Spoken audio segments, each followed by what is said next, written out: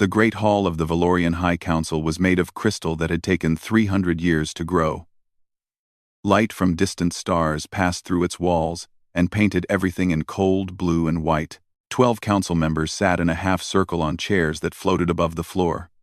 Their faces showed no emotion. They had forgotten how to feel long ago. In the center of the hall, 2 young women stood with their hands bound by energy chains. Their silver-white hair fell past their shoulders. Their skin had a faint glow, like moonlight trapped beneath flesh. They were sisters, and today they would learn their fate. The elder sister was named Nira. She stood straight with her chin raised high. Her eyes were sharp like knives, and she looked at the council members without fear. She had been a military strategist, one of the youngest in Valorian history. She had planned battles that conquered 3-star systems, but none of that mattered now. The younger sister was named Suri. She was smaller and softer. Her eyes moved around the room like a frightened bird. She had always been curious about things she should not care about. She asked questions that made others uncomfortable. She wondered about the species they conquered. She wondered if they felt pain. She wondered if they dreamed. The head counselor was an ancient woman named Vela. Her skin was almost transparent, and her voice sounded like ice cracking. She raised one thin hand, and the hall became silent. Nira and Suri, daughters of Admiral Kone, you stand accused of treason against the Valorian Empire, Vela said. You spoke against the Council's decision. You defended a primitive species. You showed sympathy for creatures that are beneath us. Nira's jaw tightened, but she did not speak. Suri looked at the floor. The planet called Earth has been selected for resource extraction, Vela continued. Its species, humans, are weak and divided. They fight among themselves. They destroy their own world. They are ruled by emotions instead of logic. They are perfect for harvest. They are alive, Suri whispered. Her voice was so quiet that it barely reached the council's ears. They think. They feel. They create art and music. They love each other. Vela's eyes narrowed. Love is a weakness. Art is waste. Music serves no purpose. These are the flaws that make humans inferior. These are the reasons they must be controlled. Nira finally spoke. Her voice was steady and clear. I served this empire for 15 years. I conquered worlds in its name. I never questioned orders. But this is wrong. Earth is not a threat to us. Its people are not our enemies. There is no honor in destroying those who cannot fight back. The council members whispered to each other. Some looked angry. Others looked confused. No one had spoken to them like this in centuries. Vela raised her hand again for silence. Your father was a great admiral. He died serving the Empire. His honor protected you for many years. But even his memory cannot save you now. She stood slowly from her floating chair. Her robes moved around her like shadows. The punishment for treason is death. However, the council has decided to show mercy. You will not be executed. Suri looked up with hope in her eyes. Nira remained still. She knew that Valorian mercy was often worse than death. Instead, you will be banished, Vela announced. You defended the humans. You believed they deserved to live.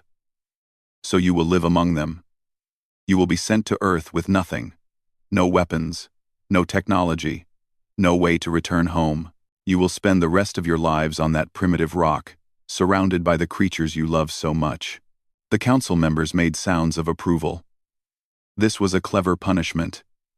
The sisters would suffer slowly, trapped on a backward planet, far from everything they knew. Nira's face finally showed emotion. It was anger. You think this will break us? You think living among humans is worse than death? Vela smiled. It was a cold, empty smile. We think you will see the truth. Humans are violent. They are selfish. They will fear you and hate you. They will show you their true nature. And you will understand why they must be harvested. You will die alone on that planet, knowing you were wrong. Guards came forward and grabbed the sisters by their arms. Suri was crying now. Nira was not.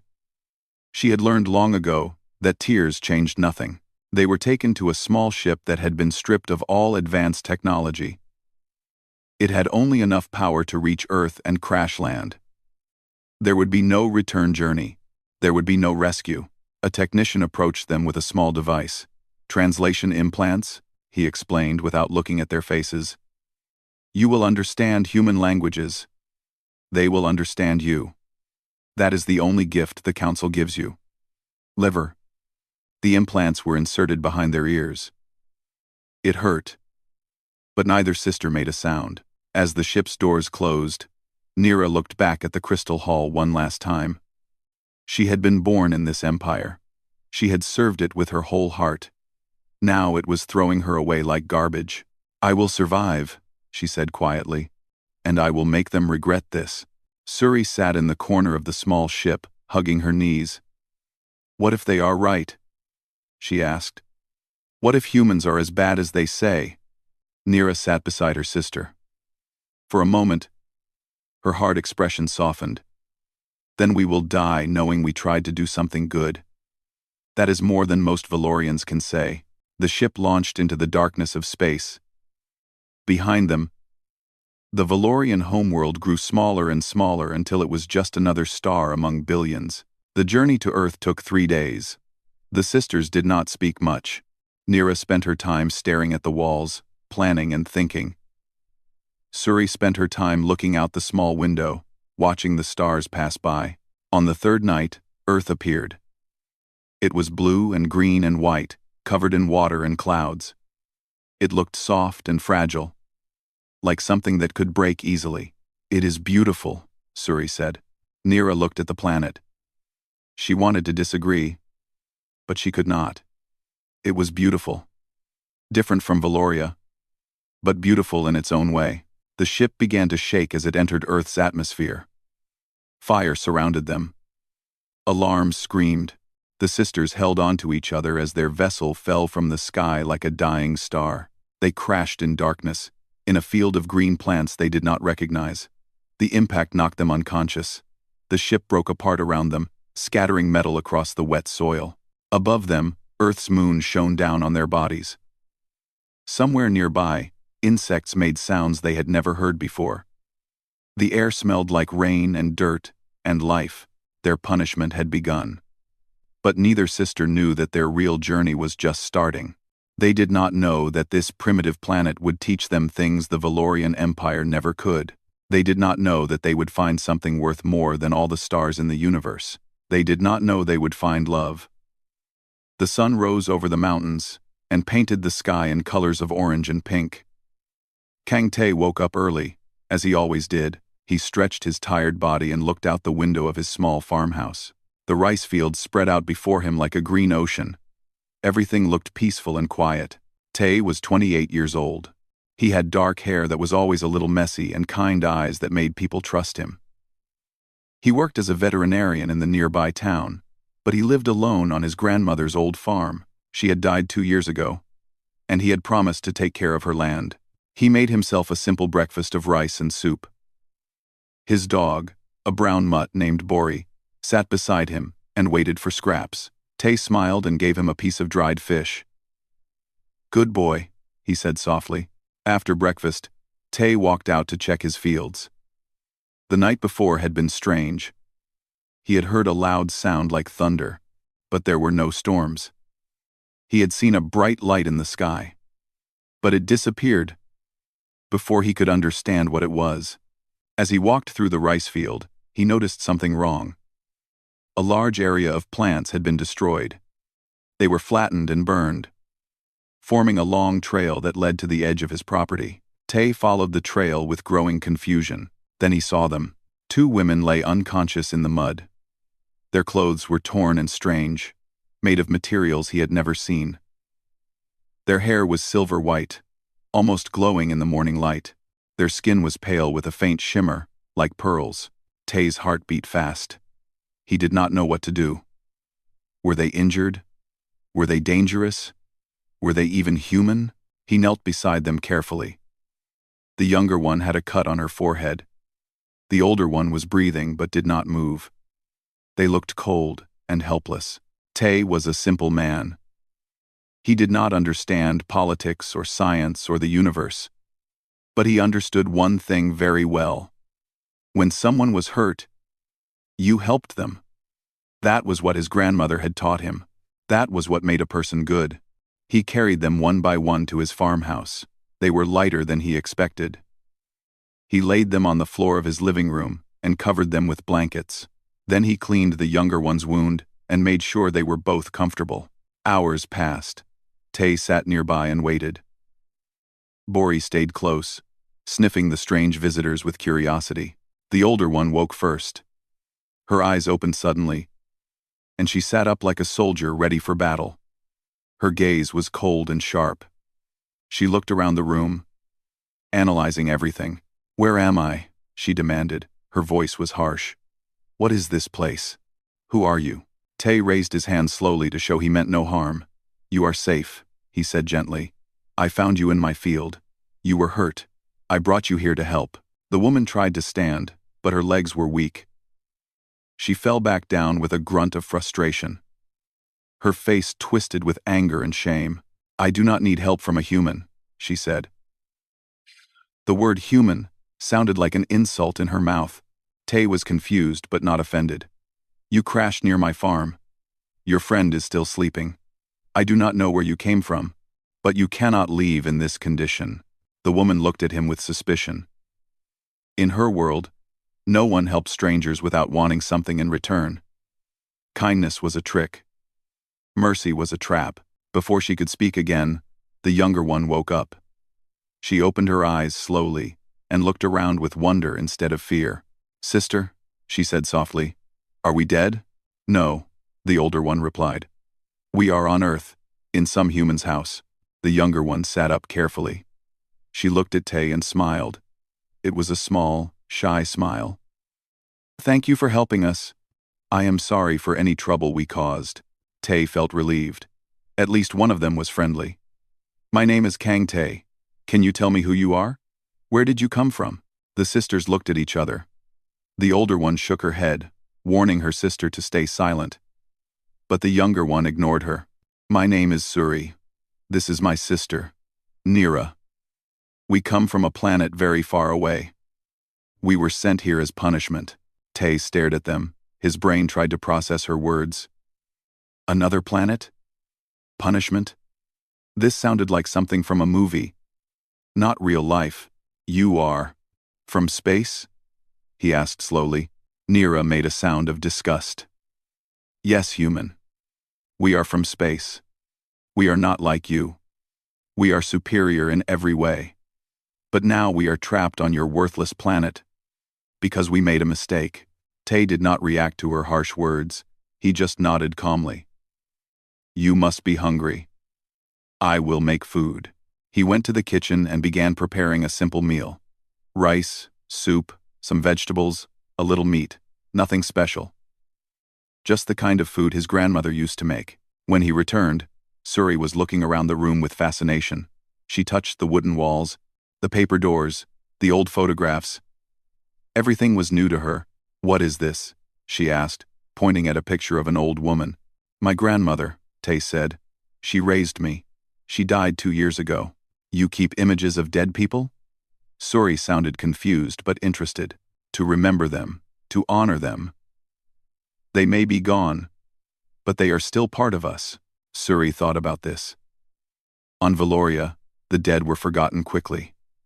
There was no point in remembering what no longer existed. But humans kept memories alive, like precious treasures. Tay served them the food. Suri tasted the soup first. Her eyes went wide with surprise. It was warm and salty and full of flavor. It made her feel something strange in her chest. Something like comfort. "This is good," she said. "Very good." Nira refused to eat at first. She sat with her arms crossed, glaring at the wall. But her stomach made sounds of hunger. And finally, her pride lost to her body's needs. She took a small bite of rice. It was nothing like Valorian food. Their food was designed only for nutrition. It had no taste, no texture, no soul. This human food was different. It was simple, but full of warmth. It was made with care. Nira hated that she liked it. After they ate, Tay showed them the small room where they could sleep. It was clean but basic. A simple mat on the floor, a thin blanket. A window that looked out at the mountains. Stay as long as you need, Tay said. I will not tell anyone about you. You can rest here until you figure out what to do. Suri bowed her head in thanks. It was a human gesture, but it felt right. Nira said nothing. She walked into the room and sat in the corner, facing the wall. Her mind was racing. She needed to find a way to contact the Empire. She needed to escape this planet. She needed to prove the Council wrong, but deep inside, in a place she did not want to look at, a small voice whispered a question. What if there was nothing to escape from? What if this was exactly where she was supposed to be? She pushed the thought away and closed her eyes. Tomorrow, she would find answers. Tomorrow, she would make a plan. But tonight, she would sleep in a human's house, full of human food, saved by human kindness. And she did not know how to feel about that. 7 days passed on the small farm. Each day brought new surprises for the sisters, and each day changed them in ways they did not expect. Nira spent most of her time alone. She walked to the place where their ship had crashed and searched through the broken pieces.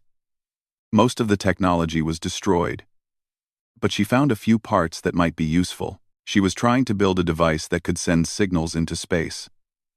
If she could contact anyone in the Empire, even an enemy, she might find a way home. But the work was slow and frustrating. Without proper tools, without power sources, without her training equipment, she was almost helpless. On Valoria, she had been powerful. Here, she was nothing. Suri took a different path. Instead of fighting against her new reality, she decided to explore it. She followed Tay around the farm like a curious shadow, asking questions about everything. What are those? She asked on the third morning, pointing at the chickens. Birds, Tay said. We keep them for eggs. Do they serve any other purpose? Tay thought about it. They make sounds in the morning. Sometimes I talk to them when I am lonely. They are not very smart, but they are good company. Suri watched the chickens walk around, pecking at the ground. On Valoria, every creature had a purpose. Everything existed for efficiency.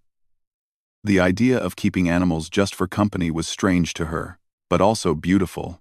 On the 5th day, Tay taught Suri how to feed the chickens.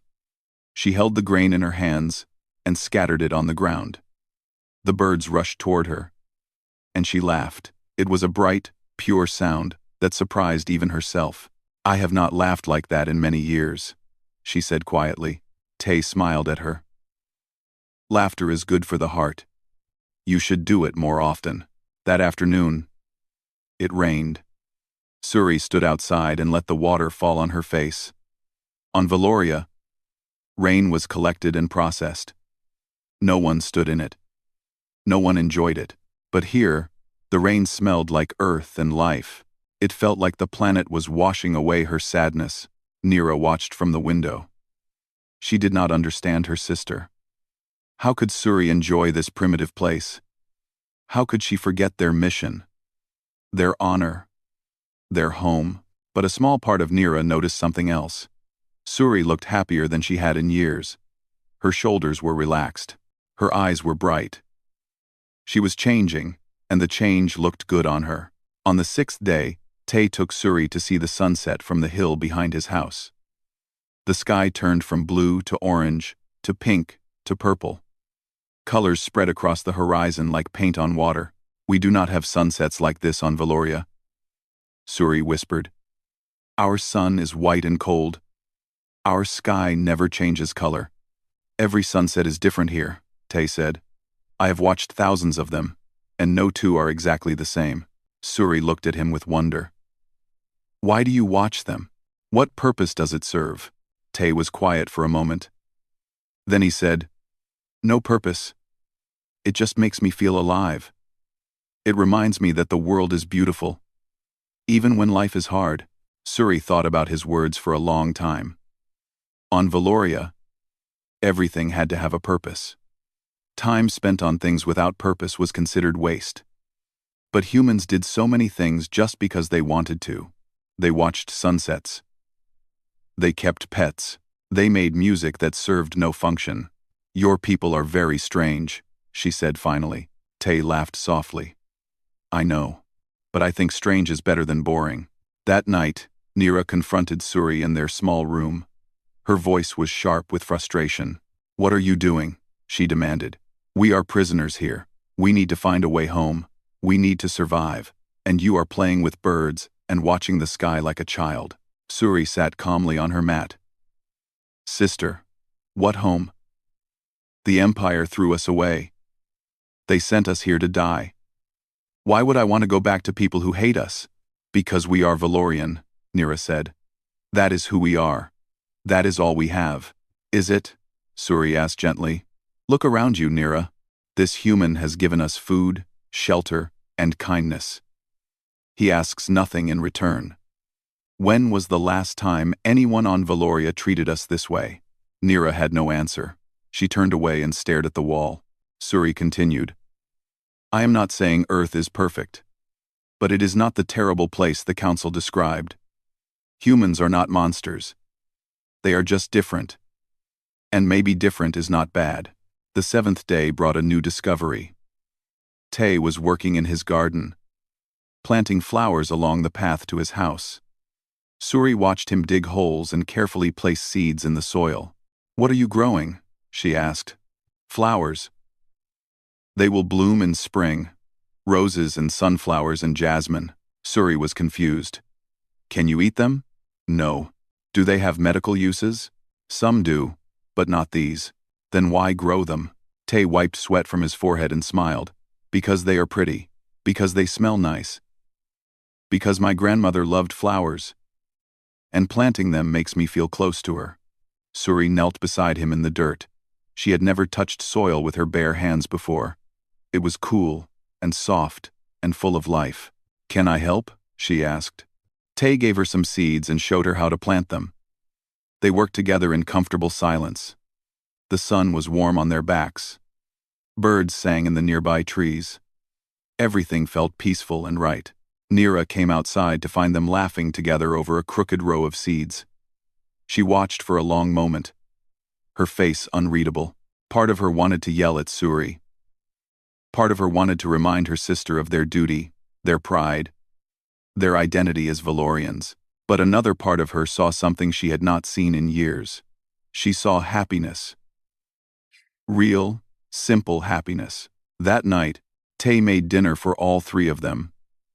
It was a humble meal, rice and vegetables and a little fish, but he prepared it with care. He set the table nicely and even picked some wild flowers to put in the center. Why did you do that?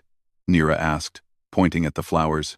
Because it makes the meal feel special, Tay said. Food tastes better when you eat in a beautiful place. Nira looked at the flowers. They were small and simple, probably weeds to most people.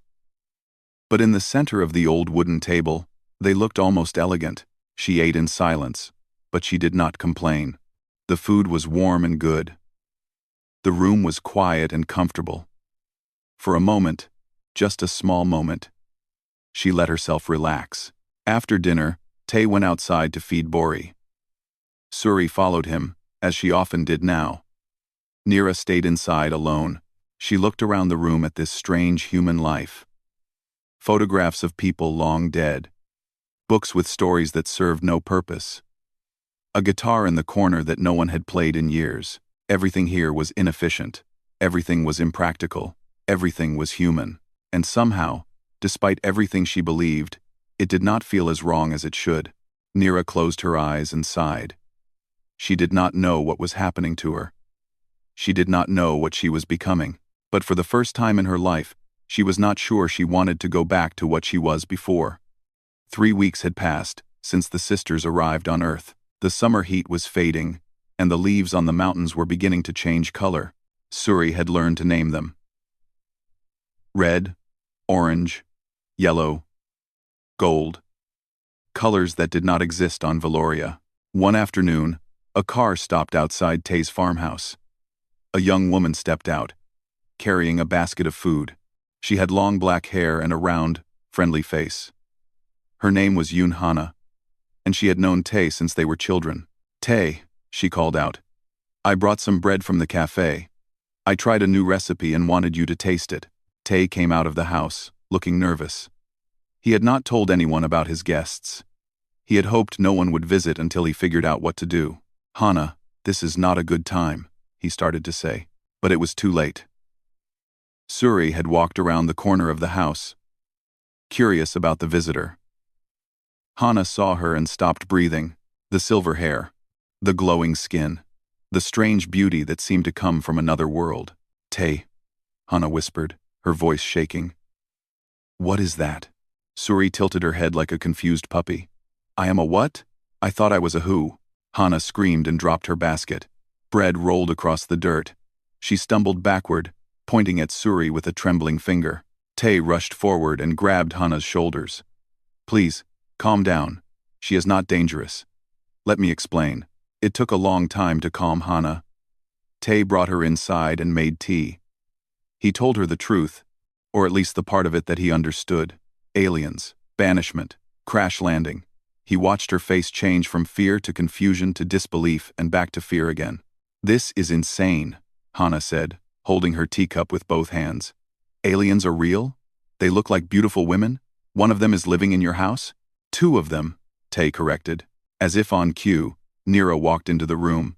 Her cold eyes swept over Hana without interest. "Another human. Wonderful." Hana made a small squeaking sound.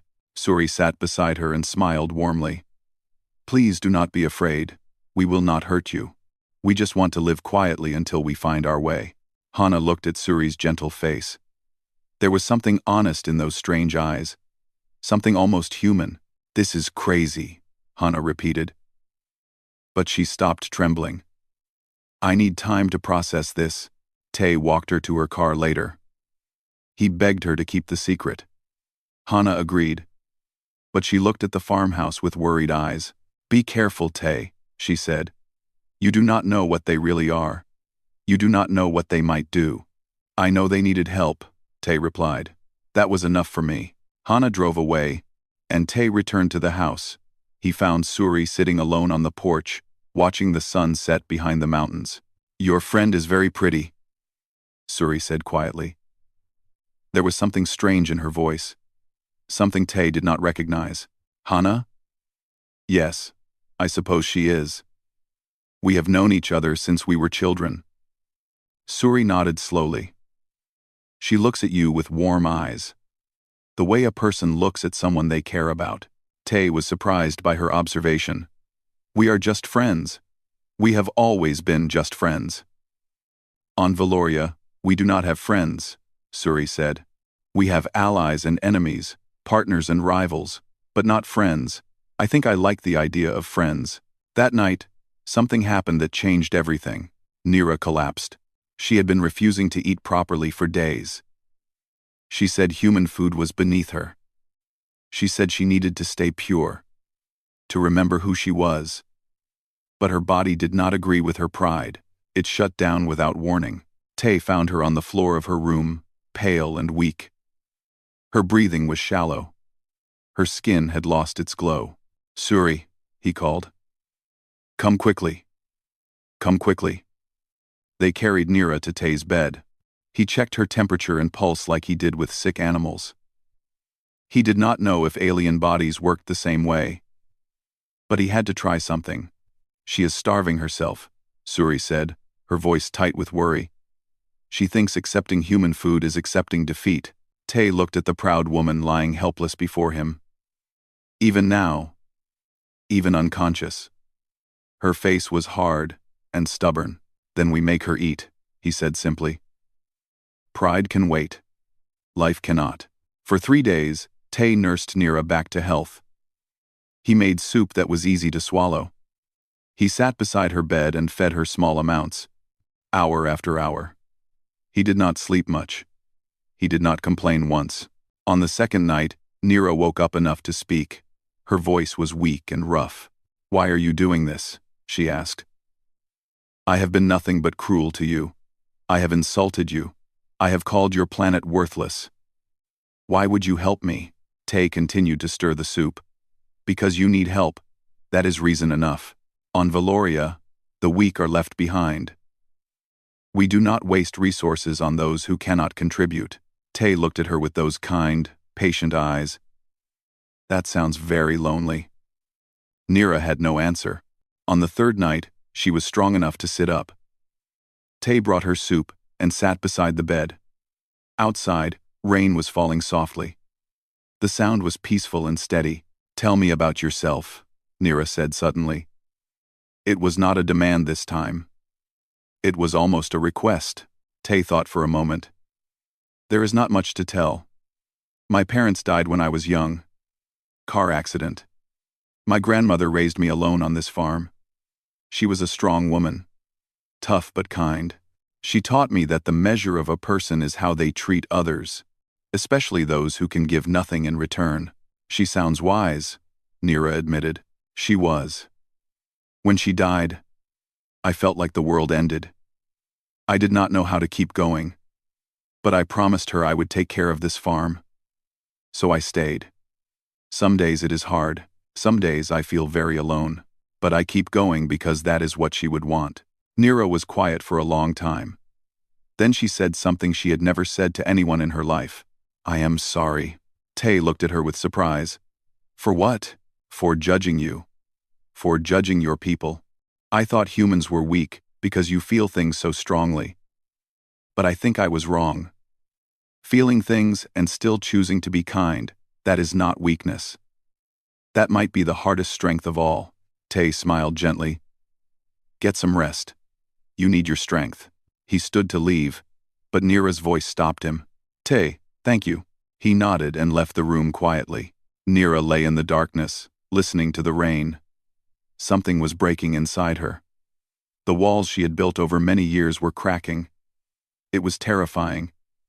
It was painful, but somewhere deep down, it also felt like relief. She thought about the council, about the empire, about everything she had believed. She thought about her father, who had taught her that strength meant never showing weakness. She thought about all the battles she had won and all the things she had lost. And for the first time, she let herself cry. The tears fell silently in the dark room. No one saw them, no one knew. But they were the first honest tears Nira had cried since she was a child. Outside, the rain continued to fall. The earth drank it in gratefully. And something new began to grow in the heart of a proud alien warrior. Something that felt very much like hope. 2 months had passed. Autumn had arrived in full, and the mountains around Tay's farm were painted in brilliant shades of red and gold. Nira had recovered completely, though she was different now. Quieter, less angry.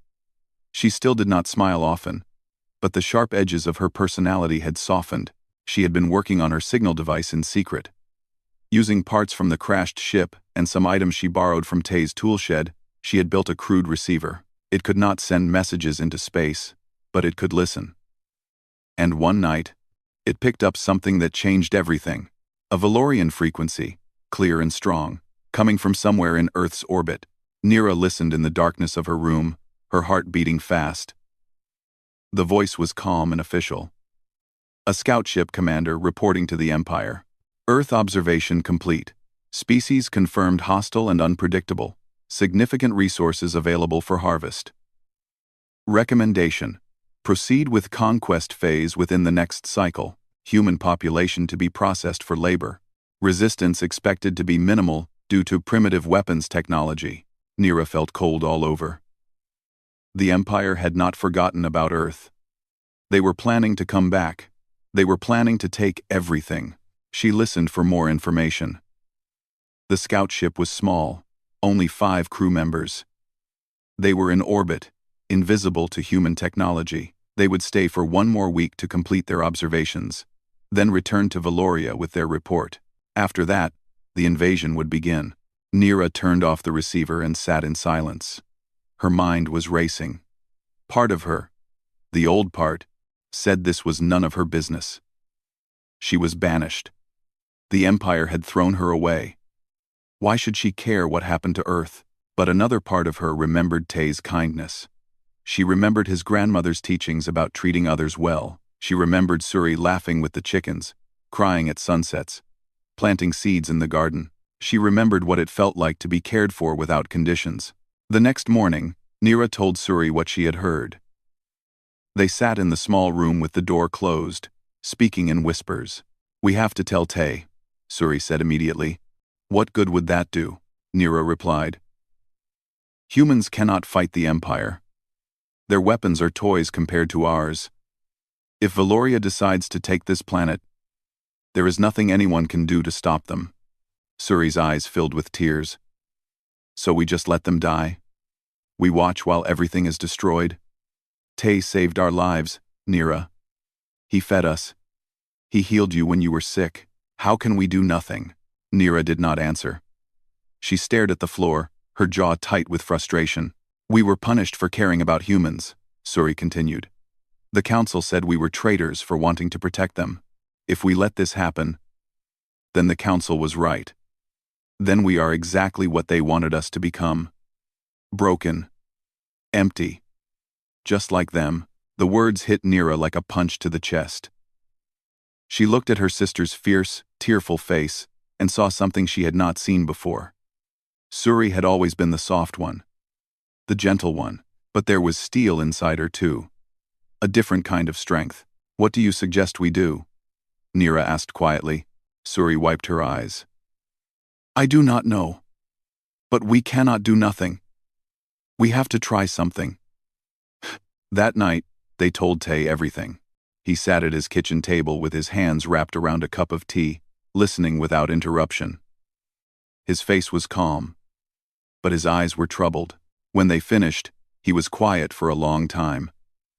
Then he said, "So, your people want to destroy our world." "Not destroy," Nira corrected. "Harvest. Control. Use. The Empire does not waste resources. They will take what they need and reshape everything else. And there is nothing we can do to fight them?" Nira shook her head. "Your militaries have nuclear weapons, but those would not even scratch a Valorian warship. The technology gap is too large. An invasion would be over in days." Tay nodded slowly. He did not seem afraid or angry. He seemed thoughtful. "Then we need to stop the invasion before it happens," he said. Nira and Suri exchanged confused looks. "How?" Suri asked. Tay looked at them with those steady, kind eyes. "You said the scout ship is preparing a report. What if the report said something different? What if it said Earth was not worth taking?" Nira understood immediately. "False information. If we can intercept and change the report, or send false data to the Empire, we might convince them to leave Earth alone." "Can you do that?" Tay asked. Nira thought about the broken pieces of technology in her room. The crude receiver. The limited tools. It would be nearly impossible. "I do not know," she admitted, "but I can try." For the next week, Nira worked harder than she had ever worked in her life. Suri helped when she could, and even Tay contributed. Learning about alien technology with remarkable speed, he asked good questions. He found creative solutions. He never complained about the long hours. Hana came to visit and learned about the threat. She was terrified at first, but then she got angry. "These aliens think they can just take our planet? Who do they think they are? A civilization that has conquered hundreds of worlds." Nira said dryly. "Well, they have not met us yet," Hana replied with surprising fire. "How can I help?" The small team worked together through sleepless nights. Nira modified her receiver to transmit signals. Suri translated Valorian codes. Tay provided encouragement and food, and kept everyone's spirits up. Hana brought supplies from town and kept watch for anything unusual. On the last night before the scout ship was scheduled to leave, Nira finally completed her device.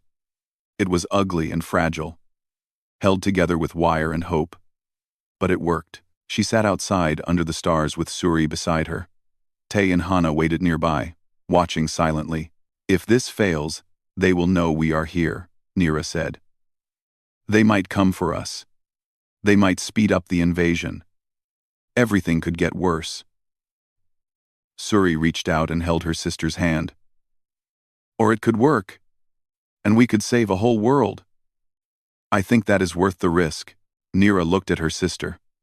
At this gentle, brave woman who had grown so much in just 2 months. She looked at Tay, the human who had shown them kindness when he had every reason to be afraid. She looked at Hana, who had overcome her fear to fight for her home. These people were not soldiers. They were not warriors. They were ordinary. They were flawed. They were human. And somehow, that made them stronger than anyone Nira had ever known. She activated the device and sent her message into the sky. It was a simple transmission, disguised as a routine data packet.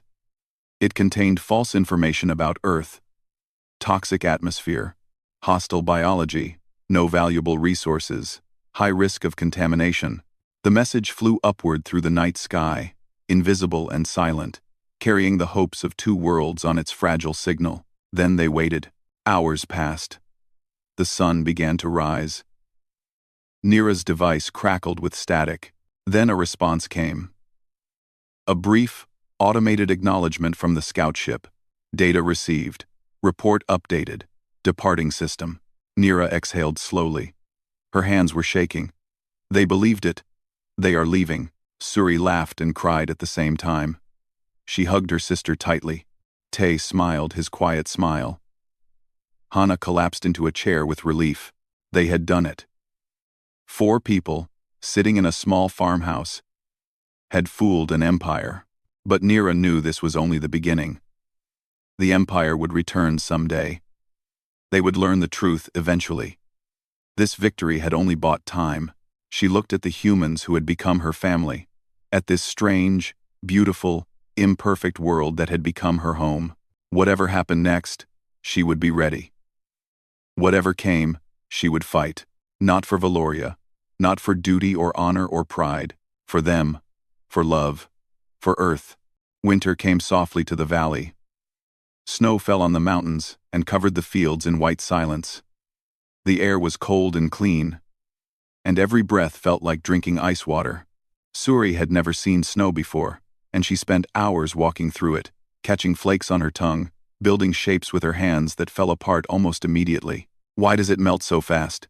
She asked Tay one morning, holding a tiny snowball that was already shrinking in her palm. Because your hands are warm, he said. The heat from your body turns it back to water. Suri looked at the melting snow with wonder. So, holding something beautiful can destroy it? Sometimes, but that does not mean we should stop holding things. She thought about his words for a long time. Weeks had passed since they had sent the false report to the Empire. The scout ship had left Earth's orbit, and everything had returned to quiet, normal life. But Nira was not relaxing. She spent hours each day monitoring Valorian frequencies, listening for any sign that they had been discovered. She also began sending her own reports. Every few days, Nira would transmit carefully crafted messages designed to look like official Valorian communications. She described Earth as a wasteland. She invented stories about deadly diseases and violent weather. She created a picture of a planet that no one would ever want to visit. It was dangerous work. If anyone discovered what she was doing, the consequences would be severe. But Nira did not care anymore. She had made her choice. She was protecting Earth, one lie at a time. Tay did not fully understand what she was doing, but he trusted her. He made sure she had food while she worked. He brought her tea late at night when she was still hunched over her equipment.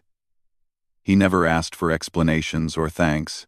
You are different from other humans, Nira told him one evening. Tay looked up from the book he was reading. What do you mean? You trust easily. You help without expecting return. You do not seem to want anything for yourself. Tay smiled softly. I want things. I want my plants to grow. I want my animals to be healthy. I want the people around me to be happy. Those wants are enough for me. Nira shook her head. On Valoria, that would make you weak. People would use you. They would take advantage of your kindness. Maybe, but I would rather be kind and used than cruel and alone. Nira looked at this strange human man. He was not handsome by Valorian standards. He was not powerful or impressive. But there was something about him that made her feel safe. Something she could not name. She returned to her work without another word. But that night, she found herself thinking about him long after she should have been asleep. Meanwhile, something was happening between Suri and Tay. Something neither of them had planned. It started with small moments. Hands touching while washing dishes. Eyes meeting across the room. Smiles that lasted a little too long. Suri did not understand what she was feeling. On Valoria, there was no word for this strange ache in her chest. But humans had a word. Love. One cold evening, Tay and Suri sat on the porch watching the stars. The sky was clear and bright, full of distant suns and unknown worlds. Suri pulled her blanket tighter around her shoulders. "Do you ever miss your home?" Tay asked quietly. Suri thought about the question carefully. "I miss some things. The feeling of safety. The certainty of knowing my place. But I do not miss the coldness. I do not miss being told that emotions are weakness.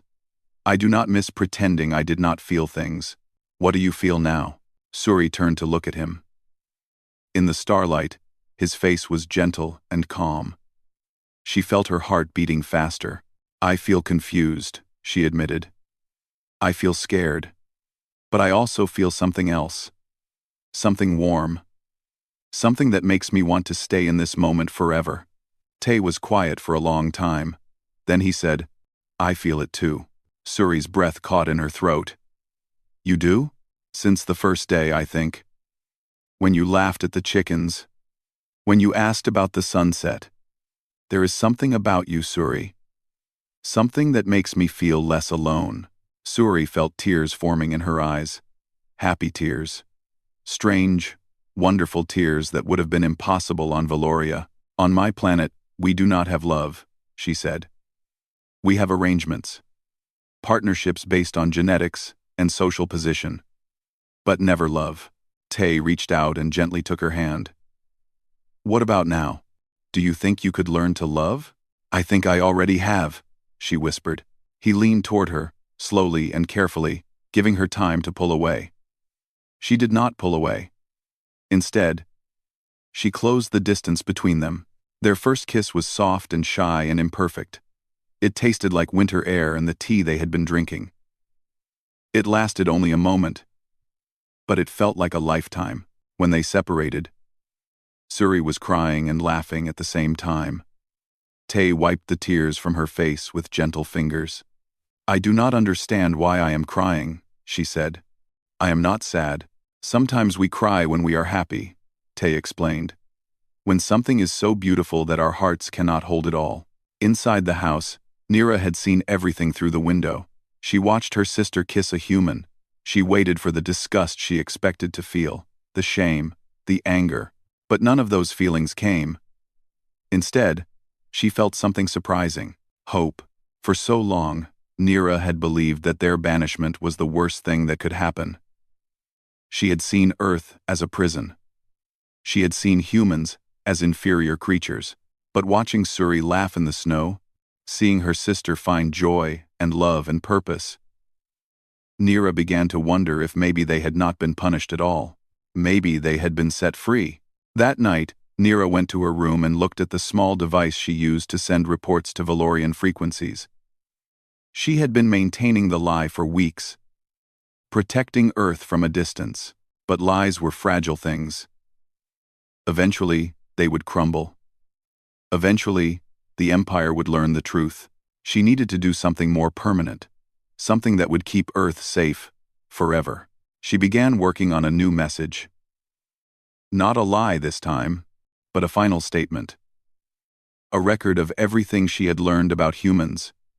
Their kindness, their creativity, their capacity for love. She wanted the Empire to understand what they would be destroying if they ever came here. It would take time to write. Weeks, maybe months. But Nira had nothing but time. And for the first time in her life, she was not using her skills for conquest or strategy or war. She was using them for love. Outside, Snow continued to fall. The farmhouse glowed with warm light. Two sisters from the stars were learning what it meant to be human, and neither of them ever wanted to go back. Spring arrived with warmth and new life. The snow melted from the mountains, and green shoots pushed through the brown earth. Cherry blossoms bloomed along the roads, painting everything pink and white. Birds returned from wherever they had spent the winter, filling the air with songs. 8 months had passed since the sisters crashed into Tay's rice field. 8 months of learning, changing, and growing. Neither of them was the same person who had fallen from the sky. Suri woke each morning beside Tay. They had moved into the same room weeks ago, their relationship growing as naturally as the flowers in the garden. She still marveled at the simplest things. The way morning light fell through the paper doors, the sound of birds outside the window, the feeling of Tay's arm around her waist. She had learned to cook Korean food. Not perfectly, but well enough. Tay said her rice was still too sticky, and she always added too much pepper. But he ate everything she made with a smile. She had learned to care for the animals, to plant seeds, to fix small things around the house. She had learned what it meant to build a life. "I never want to leave this place," she told Tay one morning, while they worked in the garden together. "Then do not," he said simply. "Stay forever." Forever is a long time for a human.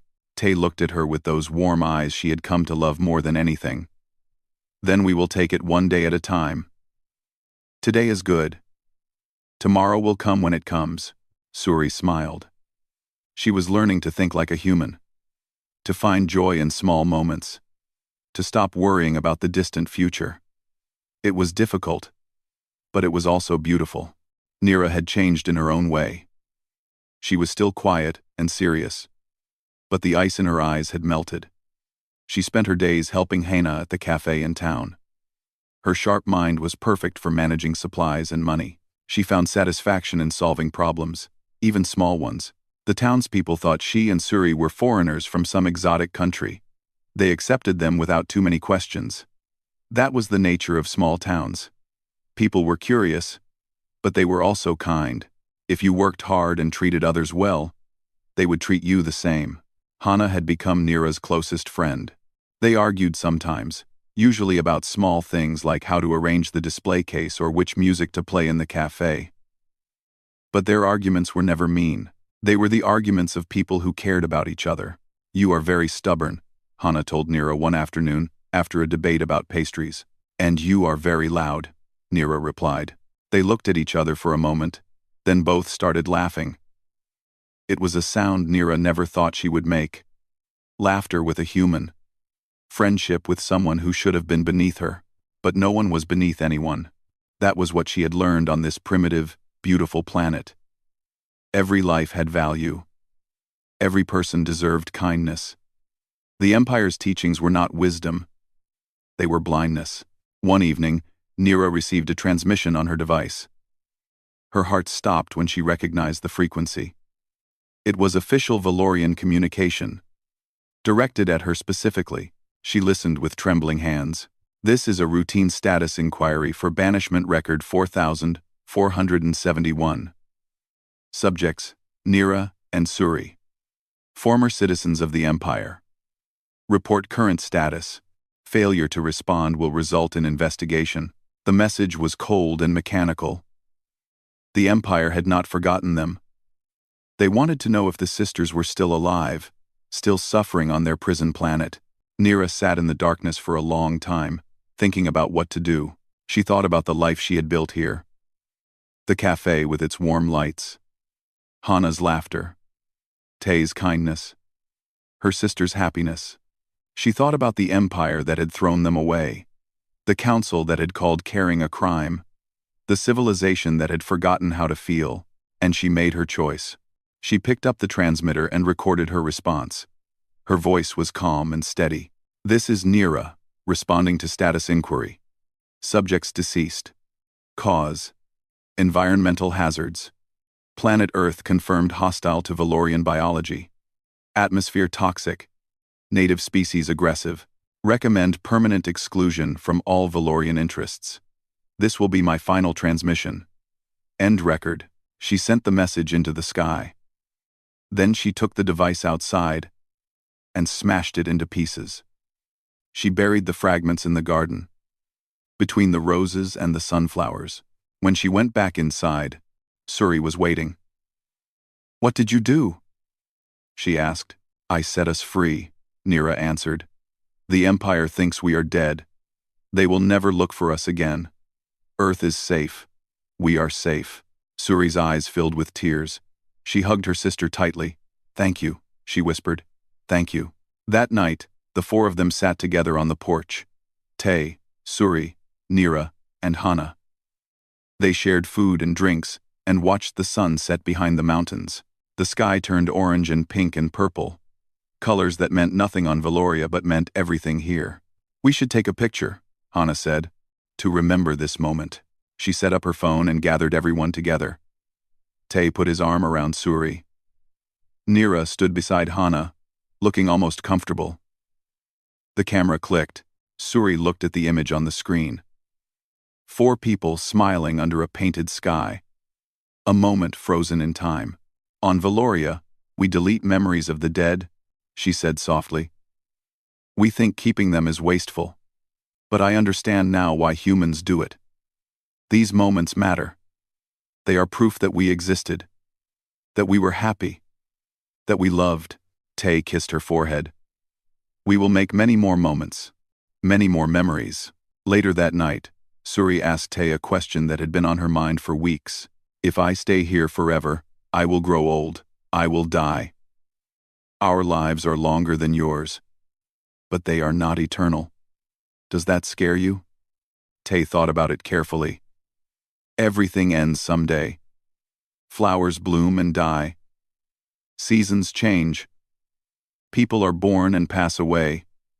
But that does not make the time we have less valuable. It makes it more precious. Suri nodded slowly. "I think I understand. The ending does not matter as much as the story before it." "Exactly. And our story is just beginning." She smiled and leaned into his warmth. Outside, stars were appearing one by one. Somewhere among them was Valoria, a cold, distant world that no longer felt like home. Home was here now. Home was this small farm in a valley between mountains. Home was a kind man who loved without conditions. Home was a sister learning to smile again. Home was a human friend with a loud laugh and a warm heart. Home was not a place. Home was the people you chose to love. Nira stood at the edge of the garden, looking up at the night sky.